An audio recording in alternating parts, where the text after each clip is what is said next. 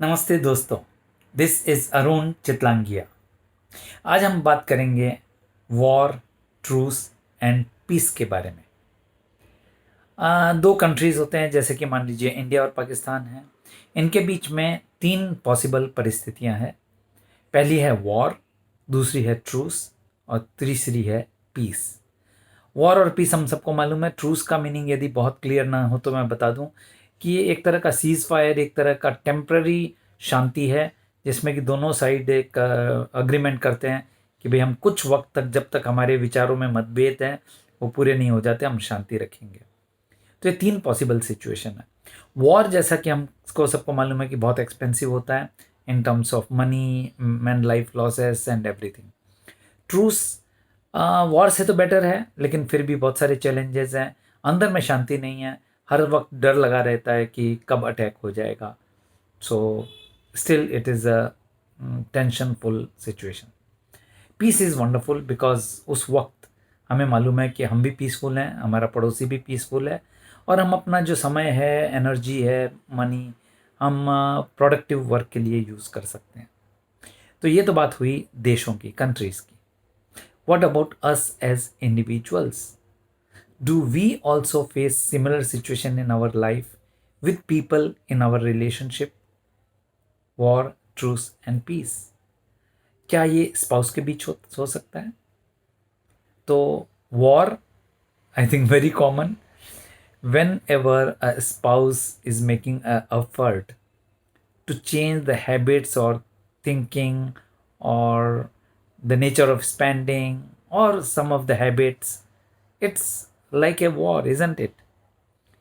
ऐसे ऐसे झगड़े होते हैं कि टूथपेस्ट को आप बीच में से क्यों दबाते हो, उसी बात पे झगड़ा हो जाता है, राइट?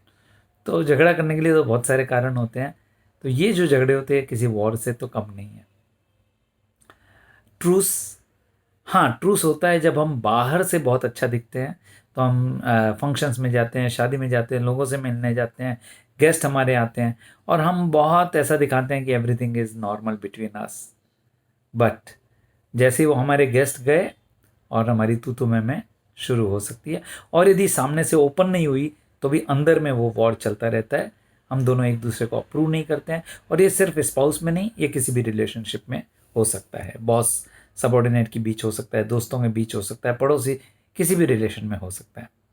और peace, which is the most beautiful moment, जबकि हम दोनों पार्टी पीस में है, दोनों पार्टी लड़ना नहीं चाहते, दोनों पार्टी अपने अपने काम में, अपने अपने गोल में बिजी हैं, and they use their time, resources, efforts, everything for productive purpose.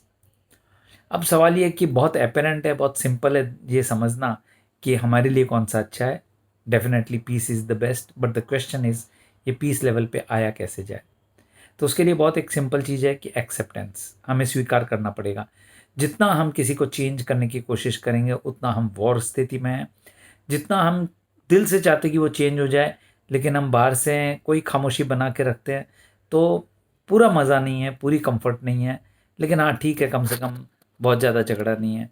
लेकिन जब हम उस व्यक्ति को जैसा है वैसा स्वीकार कर लेते हैं, जब हम कहते हैं कि ठीक है, इनका स्वभाव ऐसा ही है, मुझे कि एडजस्ट कर लेना है, मुझे उस चीज़ से ज़्यादा फ़र्क नहीं पड़ता, मैं अपने आप को उससे अलूफ़ रखूँ, तब जाके सही मायने में पीस आती है।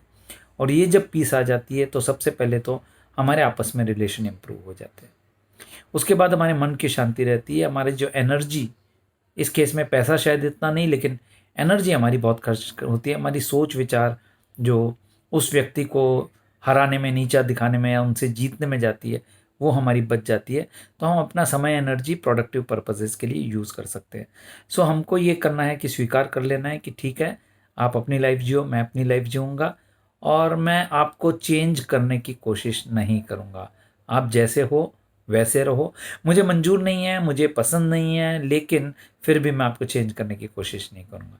तो कहीं भी आपको ये कॉम्प्रोमाइज़ करने की ज़रूरत नहीं है कि उनकी आइडियोलॉजी, उनकी थिंकिंग, उनके विचारों को आप स्वीकार करें, उनकी हैबिट को स्वीकार करें, नहीं, कोई ज़रूरत नहीं है। लेकिन साथ ही आप भी अपनी थॉट्स उन पे इम्पोज़ नहीं करेंगे, और वो जैसी लाइफ जीना चाहते हैं उनको जीने देंगे, और आप खुद अपनी लाइफ अपने ढंग से जिएंगे।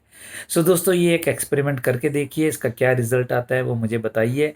आई would be very eager to get your feedback for this session, and the final result of this thought process, this suggestion, does it work, does it not work, क्या होता है आपके साथ में, मुझे ज़रूर से बताइएगा।